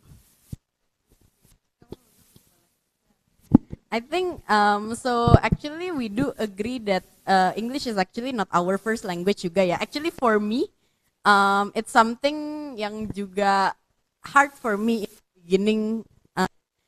Actually, kayak in the beginning, I'm not this fluent as well gitu. It took some time lah to be this fluent karena kayak ya ini aja I'm mixing my language gitu. Karena we actually tend to think in Indonesian first, and then we translate it to English, right? So what helps actually, I think first, you can actually try to watch more series and also movies in English. Itu jujur sangat membantu menurut aku. Apalagi trying to watch movie and series subtitle tuh sangat membantu sih. Karena kan kita jadi terpaksa untuk berpikir dan active listening kan, gitu. Terus I think one thing juga kita harus belajar speaking dan emang harus sering menggunakan dan ngobrol sih. I know it will take some time gitu, tapi memang it's actually required dan it cannot be done overnight sih, I would say. Jadi practice a lot gitu. Cuman if you would like to know like more verbs and then grammars, actually one of the easiest way or one of the quickest way to learn is actually by watching movies, listening to songs gitu. Karena kayak somehow our brain tuh works with something that is fun kan gitu. Jadi mungkin akan lebih mudah juga buat kita remembering things kalau misalnya memang kitanya seneng gitu. Jadi I think that's one input for me. Sama mungkin banyak-banyak latihan aja sih di depan mirror mungkin, atau kalau malu kalau aku biasanya aku tuh ini agak aneh sih, cuman aku malu lihat kalau kayak ngobrol depan kaca tuh aku suka malu gitu. Jadi kayak I tend to not look in the mirror, tapi ya udah ngomong aja sendiri gitu. I think you can also prepare a script before interview, tapi pas interview juga jangan dibaca banget gitu, karena we can actually see and also tell when you are reading during the interview gitu. Cuman you can actually prepare some pointers seenggaknya, jadi biar you remember lah apa yang kira-kira diomongin gitu pas interview. Maybe Kanadia can also add. Just to echo Kak Ajeng gitu ya. Practice definitely most important. Another way of trying to practice active listening or trying to prepare yourself for potential questions, you can actually just Google common interview questions, right? And you have your sister, someone, your friend ask you, so you have a role play, right? And that helps to actually improve your English and your confidence, because as simple as if you were to learn another language, maybe like for example Ajeng likes Korea, right? She learns a bit of Korean. Back then I used to speak another language as well, but if you don't practice that language, you will totally like forget about it, right? So language is meant to be practiced. It's not something that you can memorize like once every year or every once in a semester. So practice as much as possible. Google some of the potential questions. Have someone, your friend, to hey, can you? I know it's awkward. Sometimes it's awkward because we Indonesian, right? Boleh nggak sih tolong interview gue pakai bahasa Inggris itu kan kayak agak-agak aneh sebenarnya. Tapi I mean, it's for your for the best, right? You want to improve, so ask your friend, your colleague. You should not be shy about it. Even do a role play. So do it the other way around. Just Google some of the potential questions, interview questions, and I'm sure if you're used to it, you'll build confidence. You'll get used to answering questions too. Adding up a bit, I think in the beginning of my careers, kan karena kita waktu itu sama-sama, mungkin me and my group of friends are actually just graduated, right? So kita sama-sama cari interns, cari kerja. So actually we did like a Zoom session karena waktu itu zaman COVID kan pas aku lulus. So we actually did like a Zoom session and then kita kayak ya udah nyoba interview satu sama lain just to have a sense buat kayak interview tuh gimana sih. Jadi saling latihan aja satu sama lain gitu. It will be awkward banget jujur, cuman kayak take it as a chance for you to practice aja sih, I think gitu. Menjawab kira-kira? Oke, sip. Thank you. Ada lagi tadi? Kita mungkin kesini dulu, nanti kita balik lagi sini ya. Oke. Okay, hello everyone. My name is Karisma. I'm a final year student at biomanagement. So my question is about the STAR method because long as I remember, in my project, I've never overcome a very interesting, a very attractive challenge. Like when the STAR method comes, like it's very hard for me to tailor about my previous projects because for me there's no challenge that that will be interesting if I told you. So do you have any suggestion for me because yeah, I have struggle about it. Thank you, Karisma. Totally understand if you're someone who may not have been exposed to any projects or internship in the past, right? Maybe what you can do instead, you can try to ask, I haven't really been working on any particular project, but there was a time where I had to acquire new skills, right? So at the end, because, for example, right, if they're asking you about a project and you don't have any projects to tell us, at least, you know, we want to be able to know how you have grown out of your comfort zone.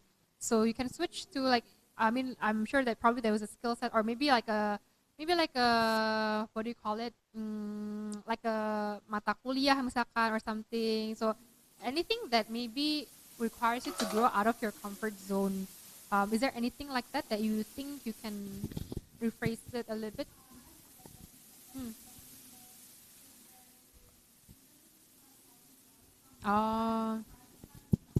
Yeah.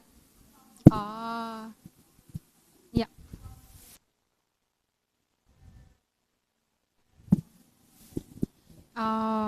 Okay. So sometimes it doesn't have to be about skill sets too. Sometimes the challenge could be about collaboration. Were you working in a team, right? Collaboration is very hard to be honest. You have your own ways of thinking. Sometimes you think that this is the best way for us to approach this problem, right? So, I mean, it doesn't have to be always about like hard skills. It can be about, for example, managing deadlines, right? Maybe at the same time when you were working on that project, maybe you also had another deadline for another assignment, or maybe it was about communication. You had a conflict maybe with your teammates. How do you then also try to maybe communicate better or collaborate better?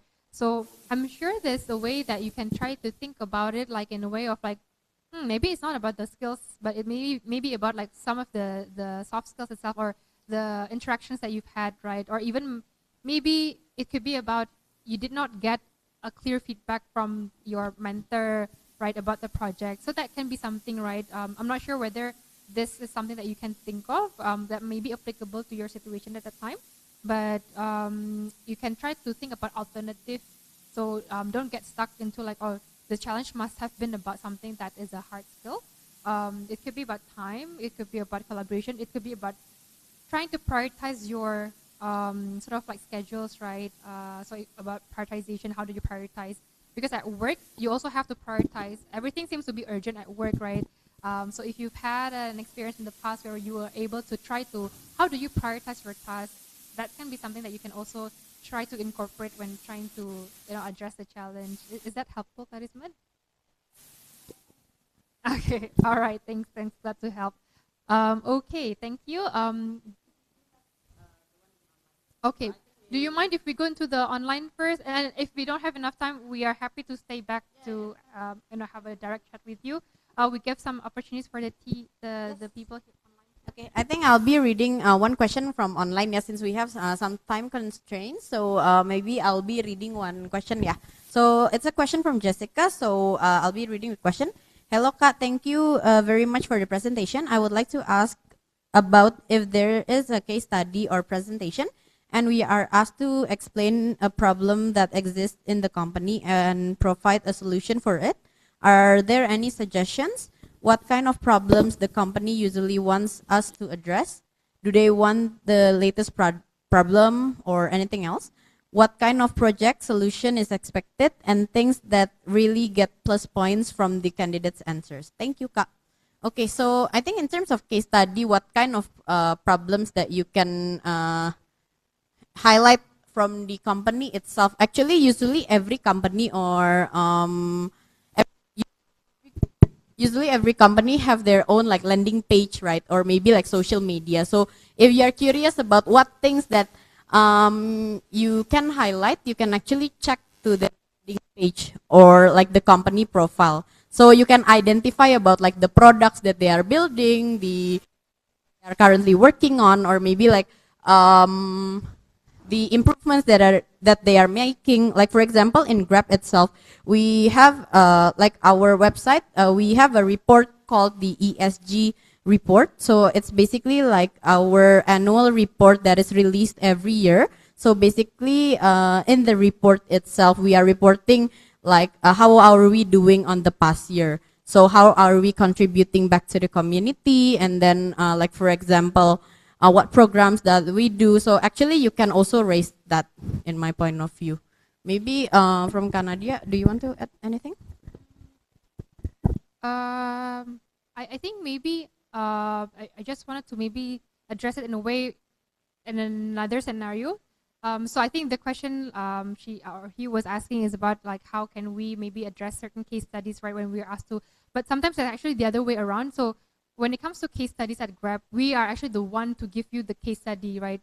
So for example, if you are applying for strategy and planning associate, for example, right, there is a case study for that, but we would be the one to give you the assignment. So there will be a business problem that you would need to solve, and what gets you the bonus points, I guess, is like thinking out of the box, and someone who's also able to interpret the data, because sometimes we also will provide a dummy data. So like how can you make an analysis and a business recommendation, not just reading off the data. Event where we are the one who will give you the case study, right? Another bonus point is I think when you're delivering the presentation or trying to answer the question is to articulate it clearly again, in a clear and effective manner. So maybe that's based on what I have heard from the hiring team sih, gitu ya. I'm not sure if the person who asked this question online is there, but I hope that answers your question, ya, Jessica, ya. Okay. All right. I think next. Yeah. Okay, thank you so much everyone for questions. And actually we have 3 best questions ya Kak nanti. And yes, that's okay. There will be a present too, right? But before that, we have Kak Ajeng here that will announce the internship program. Yes, maybe I'll be explaining a bit about like our internships program gitu. Mungkin kalian kalau misalnya mau tahu sedikit about what are our internship program, maybe I'll be explaining first gitu ya. Okay, so basically a bit introduction. So I'm Ajeng. I've been in Grab juga for 5 years. Actually, we onboarded in the same year gitu. But I onboarded first ya kalau nggak salah. So yeah, basically as a first introduction, so we actually have 2 types of internship ya teman-teman. So the first one is actually our GIP program, OVO internship program. So this is our independent internship program. Jadi ini program internshipnya sendiri gitu. So we are not collaborating with anyone for this. Nah programnya sendiri memang 4,5 bulan gitu by standard. So we have 2 batches per year. So batch pertama itu di bulan Februari gitu. Nah batch kedua itu di bulan Juli. Nah untuk bulan Juli tahun ini, so we actually already di registration by last week, actually hari Minggu, Nah hari Minggu lalu kita baru banget, kayaknya aku di sini aja nggak sih? Oke. Nah kita baru banget close registrationnya hari Minggu lalu gitu, yang batch bulan So, kayaknya aku tuh nggak boleh nengok belakang deh.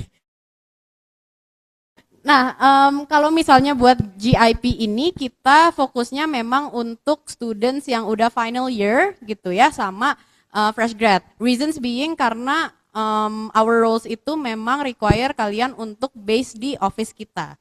Dan untuk di Bandung sendiri kita sebenarnya ada office teman-teman, cuman memang itu untuk roles yang operations gitu mostly. Cuman kalau misalnya kalian tertariknya lebih ke engineering, software engineering gitu misal atau produk, itu memang kita kantornya di Jakarta gitu. So that's why we need orang-orang yang sudah lulus atau sedang mengerjakan tugas akhir dan nggak harus sering ada di kampus gitu ya, karena kemungkinan besar kalian akan ditempatkan di Jakarta gitu.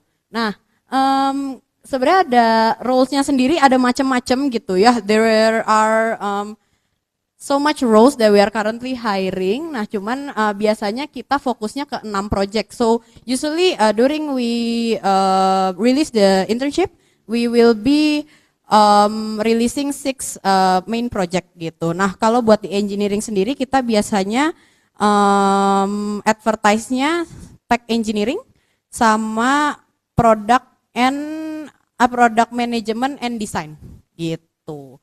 Nah, buat GIP ini kita open buat all university students gitu ya. Jadi kalau misalnya kuliah di Indonesia bisa, atau teman-teman yang kuliah di luar negeri juga bisa apply ke program GIP kita. So there's no constraints in this program gitu. Nah, boleh next ya? Oke. Nah, nextnya kita ada GRADE gitu, atau Graduate Excellence Acceleration Traineeship. So basically this is actually a pretty new program. So mungkin teman-teman ada yang tahu program magang nasional yang sama salah satu programnya dari Kemnaker. Nah, ini adalah program kerjasama dari Grab dan Kemnaker gitu. Jadi memang untuk program yang ini akan ditujukan untuk teman-teman yang sudah lulus gitu. Memang itu ketentuan dari Kemnakernya gitu. Nah, untuk program yang ini jadi lebih lama daripada yang GIP. So, it will be a 6 months program, so it will be placed in Grab juga. So for this great program, actually we will be opening soon. So we are still defining the timeline also with Kemnaker. So kita lagi nunggu dari Kemnaker juga nih untuk exact timeline-nya, karena memang ini serentak se-Indonesia gitu. Jadi pastinya ada beberapa perusahaan juga yang buka, and we will be participating also in the next batch. Jadi mungkin kalau teman-teman yang sudah lulus boleh banget ditunggu infonya, kita akan segera buka buat yang program grade ini. Nah, ya kurang lebih di bulan Juli katanya ya, kita belum tahu juga gitu. Cuman kalau kita dengar-dengar katanya akan di bulan Juli gitu. Jadi buat teman-teman yang udah lulus mungkin boleh mulai dipantengin di Juni akhir sampai Juli gitu. Kurang lebih kita bakal buka pendaftaran juga gitu. Nah, kalau yang ini memang ketentuannya juga dari Kemnaker, harus sudah teman-teman yang udah lulus dan maksimal 1 tahun setelah lulus gitu. Nah, I think one important thing yang aku mau kasih tahu terkait ini, kalau misalnya kalian tidak bisa mendaftar by system, mohon maaf itu kita di luar kuasa kita gitu. Jadi kita nggak bisa bantu gitu, karena kita sempat dapat beberapa laporan ada anak-anak yang nggak bisa daftar gitu dari sistemnya Kemnaker, dan itu memang dari kitanya juga kita nggak bisa kontrol gitu. Jadi mungkin kalau misalnya memang teman-teman nggak bisa daftar, bisa ke program GIP kita gitu, karena kalau program GIP kita itu dari kita yang manage. Nah, kalau yang ini memang kita opennya cuman buat university yang ada di Indonesia aja gitu. Jadi ini memang lebih local base gitu. Bedanya apa yang sama yang internship program, jadi lebih ke time-nya beda, sama karena ini traineeship gitu ya. Jadi karena ini khusus buat teman-teman yang sudah lulus gitu. So basically ini sebenarnya kalau in terms of expectation pastinya kurang lebih mirip-mirip gitu ya. Cuman karena ini pastinya kalian sudah lulus, I would say more or less ini kalau dibilang lebih intens juga enggak terlalu intens. Cuman I would say we are expecting more lah gitu. Karena ini traineeship bukan internship gitu. Oke. Nah, ini yang tadi aku bilang main comment ini. Mungkin boleh difoto juga for your reference gitu. Sebenarnya ini udah aku jelasin sih mostly, cuman mungkin kalau buat grade tadi ya, mungkin kalau teman-teman yang udah lulus boleh ditunggu nih bulan Juni akhir atau di Juli awal. Mungkin kalau misalnya dari Kemenaker memang sudah ada pengumuman, nanti kita akan langsung open. Nah, cuman yang buat GIP mungkin kalau teman-teman udah ada yang apply, ditunggu aja ya. Kita bakal mulai proses rekrutmennya. Nanti kalau misalnya yang sudah lolos mungkin akan kita mulai hubungi dari hari Senin depan gitu. Benar. Nah, kalau misalnya yang dari Kemenaker itu nanti apply-nya dari Magang Hub gitu. Nah, kalau misalnya GIP itu nanti apply-nya itu dari website kita gitu. Oke, boleh next. Nah, ini kurang lebih qualifications-nya gitu. So, ini basic qualifications-nya gitu. Nanti kalau misalnya per role itu ada qualification-nya masing-masing lagi. Karena kan baik lagi kayak kalau misalnya di engineering ada specific programming, pastinya harus bisa programming gitu. Terus kayak kalau misalnya di produk desain mungkin harus ada bisa basic design gitu. Nah, untuk qualification saya kurang lebih GPA minimum 3.25. Nah, proficient in English gitu. This will be highly preferred. Reasons being kenapa? Karena tim kita itu ada beberapa yang mix juga sama tim kita di regional gitu. So, some of our roles will actually you guys will be meeting with our team in other countries juga gitu. So, I think one of the advantage kalian internship di Grab, kalian tuh bisa banget reporting ke tim kita di Singapura, tim kita di Malaysia, tim kita di China gitu. So you have the exposure to also learn from other countries juga nih gitu. That's why English will be required in some roles gitu ya. Cuman memang ada beberapa role yang lebih flexible, I would say. Terus, nah, this is something important juga, have critical thinking and proactive growth. I think karena dia juga udah touch a bit about this. Nah, meet specific technical requirements tailored to the chosen project scope. As mentioned tadi, mungkin ada beberapa role yang skillsnya required, so you will need to hone that skill before you jump into the role. Nah, sama a strong desire to build a long-term career within the tech ecosystem. Karena baik lagi Grab ini kan kita tech company gitu. Jadi pastinya if you guys have a aspiration to work like in a tech company and you are really interested with the tech industry, I think Grab will be a great place to learn for you guys gitu. Oke, boleh next. Nah, ini internship program timeline kita gitu ya. Yang GIP 1 udah mau selesai nih. Ada beberapa teman-teman juga dari ITB sebenarnya. Cuman kalau belum. Kalau misalnya siapanya aku agak lupa namanya. Cuman buat yang batch 2 periodnya baru banget close tanggal 31 Mei kemarin. Nah, hiring periodnya kita akan mulai kurang lebih di Senin depan dan we are foreseeing everything to be done by July. Nah, untuk internship periodnya sendiri Julai sampai Desember gitu. Nah, buat grade tadi as mentioned kita masih menunggu dari Kemenaker gitu. Cuman once it's released nanti will be definitely joining. Oke, next. Nah, ini mungkin teman-teman yang interested sama program internshipnya Grab. So we actually have our website, our own website for internship. Nah, boleh di scan barcode-nya gitu ya, atau mungkin linknya juga boleh difoto juga, boleh di share ke teman-teman yang lain juga. Kalau misalnya kalian ada Grab gitu, dipantau sosmed kita juga. Nanti biasanya kita rilis informasi terkait internship itu either dari LinkedIn-nya Grab atau biasanya since I am the PIC for campus recruitment, I'll be posting a lot about campus activities and also recruitment juga from my LinkedIn. Jadi connect to my LinkedIn juga. Ingin aku Ajeng Prameswari gitu, lihat aja yang Ajeng Prameswari yang di Grab Talent Acquisition gitu, that's me. Nah, boleh next. Nah, ini juga one of our Instagram gitu. Jadi mungkin teman-teman bertanya-tanya gimana sih kerja di Grab gitu, atau kayak how is the environment at Grab. Nah, ini Instagram sebenarnya nggak cuman di Indonesia aja. So actually by you guys following this, you can actually get an overview about our offices in other countries as well. Jadi kayak di Singapura, di Thailand, ini kita pakai Instagram yang sama gitu. So kalau kalian kepo gimana sih kerja di Grab gitu, you can actually follow this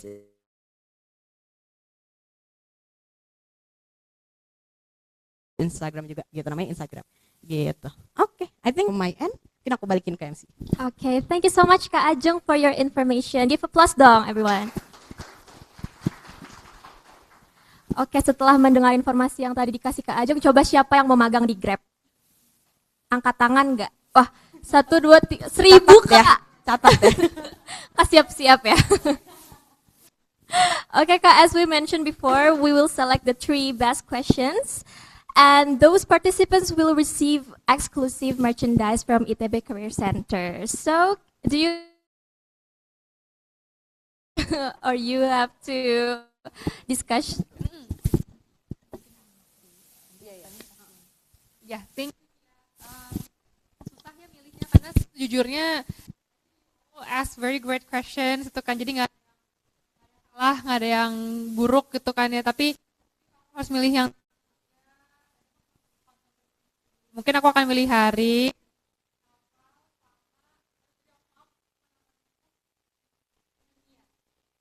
Nah, 3 itu mungkin ya. Nanti dia akan memberikan merchandise. Oke, boleh langsung maju aja teman-teman. Sama Kakak Ajeng juga mau kasih another gift juga dari, jadi mungkin dibarengin aja. Thank you, Mas. Ya, boleh maju. Oke, Haris, thank you. Nah, kayak kita foto dulu. Oke, thank you ya Haris ya. Kamu dapat additional. Terima kasih Mas. Yunia, ya thank you for your question ya. Oke, thank you. Noval, thank you. Oh ya. Ya, thank you Noval for asking ya. Oke, thank you. Nah tadi yang ikut bareng-bareng sama mungkin Kia sama Aida juga yuk.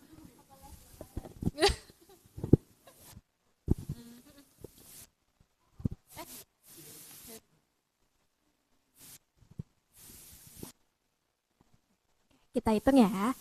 1, 2, 3. 1, 2, 3.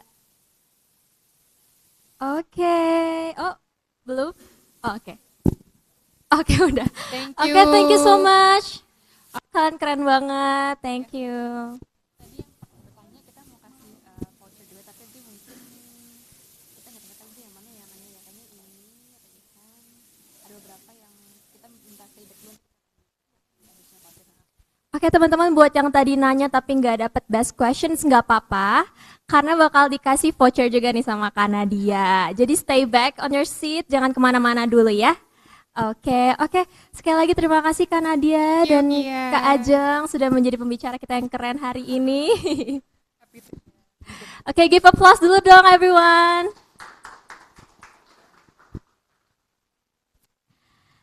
As a token of appreciation for the valuable insights, time, and experience shared with us today, we would like to present a small appreciation gift to our speaker. May we invite a rep to present the appreciation to Kak Nadia. Boleh, Kak?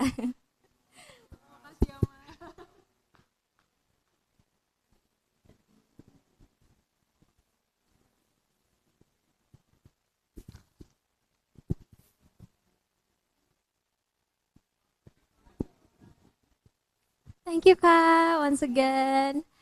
Okay, beloved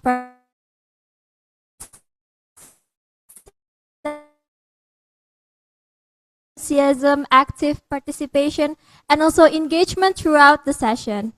And we would like to extend our sincere gratitude to Kak Nadia from Grab and collaborating with HMIF ITB for making this event possible. Before you leave, please remember to complete the attendance and feedback form through the link that on the screen.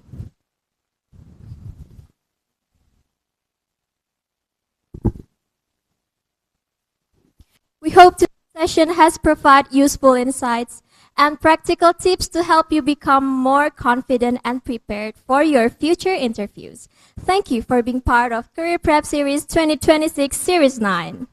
But before we officially conclude today's event, gak afdol rasanya kalau kita nggak foto bareng dulu ya, bener gak?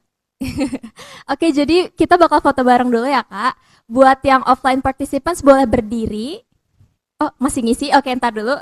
2 menit mungkin.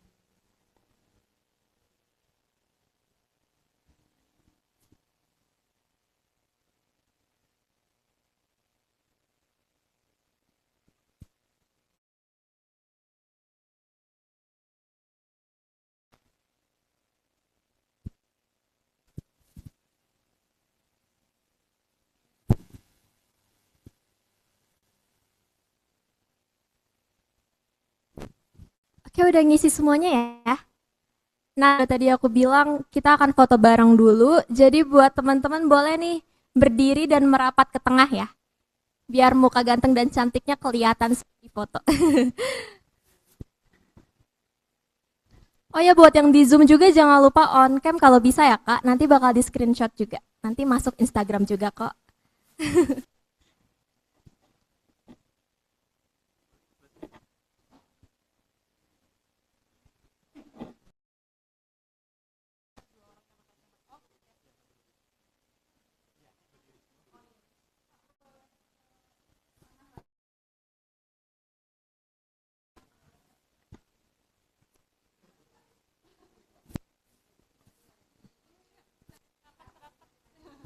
Kurang rapat guys, merapat lagi biar kelihatan semua.